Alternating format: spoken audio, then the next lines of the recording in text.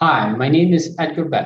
I'm the Executive Director of Digital Innovation Alliance. I'm here to take you to the journey of digital identity in Latin America, the underlying challenges and opportunities for development through the Digital Innovation Alliance. It's estimated that 1 billion people around the world do not have access to an identity. That includes 1 in 4 children. To put this more into perspective, I would like you to take this opportunity to imagine that you're one of those children born in a developing community in Latin America. As part of this community, you have been born in an area that is difficult to access, and there are no government agencies nearby for the registration. If you were to be registered, your parents will have to go through a journey of their own to try and register you. The process is very bureaucratic and very inefficient and highly susceptible to misregistrations. In addition, the effort is so high that most likely you will not be registered. Given that this is your circumstance, you most likely will grow up in that process without an identity. And perhaps it is something that is systematic where your parents may also not be registered. As you get older, when you have to go to school or would like to go to school, the public school system requires you to have a birth certificate, a vaccination record, and a proof of residency. Given that you don't have this documentation, unfortunately, you are unable to attend the school. In addition, given that you don't have, the system does not have information on birth rates or actual registration of citizens, it's also hard for the planification of the infrastructure needed for education. In addition, even though your family is living in that community for many generations, it could be bought, the land, by someone else. You're not allowed to have property rights. Now imagine being knocked in the middle of the night, the door saying, someone has bought the land underneath your feet. And all of a sudden you came from being in a home with your family to being considered squatters in somebody else's land. They have the right to actually displace you from that land, given that you don't have the right to adverse possession, which means that by living there for a long time, you're able to claim property rights. Normally, these things, when they happen, it could actually turn into a violent situation where police and other authorities decide that they need to use force to move the people from those communities out of that land. These things can get very violent, and sometimes the landowners could use other alternative means to coerce the people to move from these lands. Now, when these things happen, normally you could imagine your parents would determine that in order for keeping you safe, they decide to send you away to a nearby community, maybe another country, and you go on a very long journey with lack of food, water, shelter, and safety. As you go on this long journey, you are indefenseless, and many people can abuse you during this process in more ways than you can imagine. Now, as this process goes, you end up basically being stopped by different border and authorities to try to determine who you are and where you're from. But there's no history of you ever existing. There is no documentation that you can show. Even if they try to contact the neighboring countries, there is no information. So they could just give up and decide to let you go. As being an undocumented person, automatically you're limited in what you can do. you're not able to get a job, you're not able to find sign a lease, or any of these things that we're so accustomed to in this process. The only people that you could find that actually consider you semi-human or actually use you as a tool could be street gangs. So these street gangs that are filled with other undocumented people could provide a safety net for these people who are undocumented. But the catch is that they have to do hideous acts and crime to basically earn their keep within these organizations that sometimes provide food, shelter, some sort of security and safety from others. Now imagine being stuck in that predicament, being stuck without having anyone to come and determine that you are who you say you are. And because of that, you're stuck in trying to decide what you're going to do. And all because you've been denied the most basic human right, which is an identity. Now let's expand that. What could we do with a digital identity? According to McKinsey, it is determined that 3.4 billion people that do have an identity have a limited capability of how they can use it in the digital world. So how do we solve this very complex problem? From the Digital Alliance perspective, the answer is a multi-applicational, interoperable, omni-channel digital identity. So why Latin America? So Latin America, from our perspective, has the greatest potential. It is a country that has similar history, culture, language. It has over 650 million people, over 22 countries, and most of the interactions occur within its borders. And it's surprising that there isn't a mechanism for secure recognition of citizens among each of these government agencies and each of these borders. And all these mechanisms are basically very antiquated and very visual based.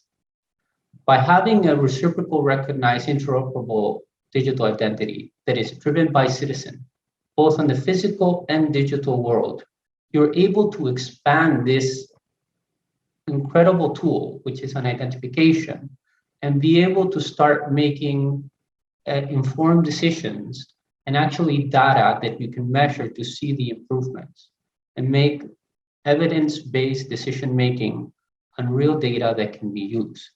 So something that can be measured can be improved. And by doing evidence-based decision-making, you can see the impacts of the public policies that are being done and even the inclusion of these people within society, having financial inclusion, having opportunities for governance, transparency, even the concept of being represented and being able to vote and be able to be in the justice system. It also provides an opportunity for eliminating uncertainty and the volatility that happens in developing markets. You also are able to generate a mechanism where the citizen can guarantee his privacy and security and generate a unique user experience of interacting both with government and private sectors, where they're all at the heads of the citizen. And understanding this knowledge that they have, it safeguards from them being abused by their own agencies or even by external forces, because their rights cannot be denied. So, what have we been doing in this area? Obviously, Latin America is a very vast land with many big and small countries with different levels of development, with different levels of evolution of identity. But we're going to talk about here 5 different examples. One, in 2016, Panama developed a digital center of excellence based on an interoperable digital identity. The concept was that the identity would become the forefront of the digital transformation and development to be citizen-centric, citizen-driven, and expand beyond not only government, but also private agencies and private companies that would serve this as a highway to providing goods and services. This obviously has had different hurdles, both from the private and public aspects, but is clearly something that is driving the many populations to actually want to get a digital identity. Here, we also wrote a law that is to promote interoperable digital identity that will be omni-channel, both physically, digitally, and other. In Guatemala, one of these countries that has also decided to make a big push to eliminating sub-registry or unregistry of citizens. They had a program called Comadronas, which are birthers, ladies that help people in remote areas to do the birth where there's no hospitals. What they do is with a cell phone, they basically register the child at the moment of birth and both identify who the father and mother are in that process. That limits the effort needed by the parents to register the child in the system.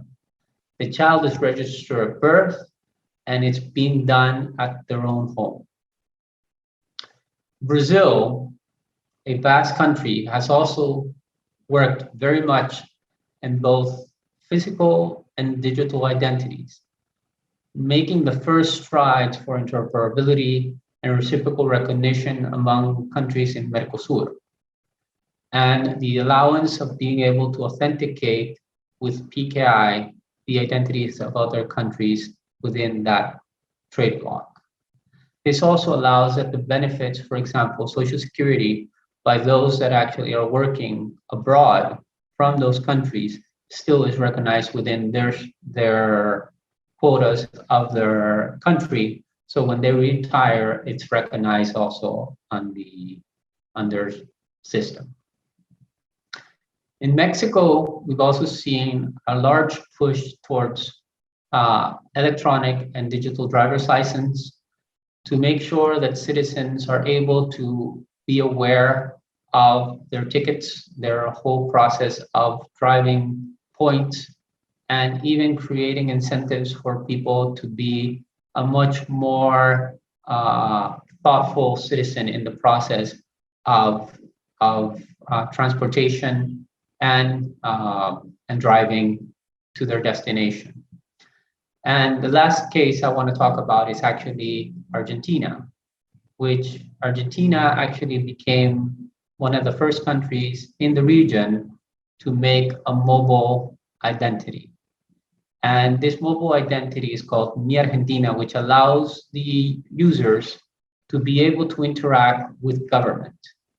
Though it may have some challenges and still process to go, it is an incredible first step for governments to start thinking of their government as mobile, letting them go to the citizen instead of the citizen going to them, being able to interact in a virtual world where you can find out exactly what are the needs of those citizens and try to personalize it to the needs, what they need in that moment without having to go through all the bureaucracy.